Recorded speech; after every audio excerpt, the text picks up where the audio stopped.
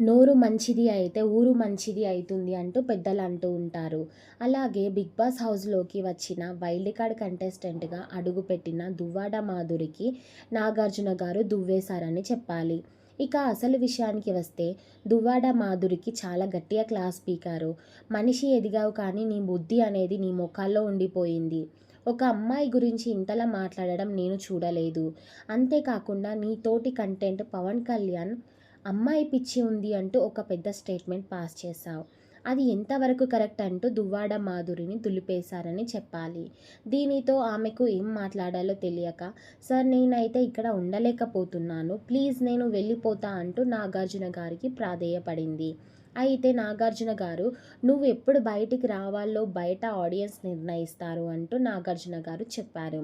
అంతేకాకుండా దువ్వాడ మాధురికి నీకొక విషయం సీరియస్గా చెప్తున్నా, ఏంటి అంటే నీ బుద్ధి అంతా కూడా గేమ్లో పెట్టు. అనవసరంగా అరుస్తూ ఉంటే కంటెంట్ ఇస్తే సరిపోతుంది అనుకుంటున్నావు.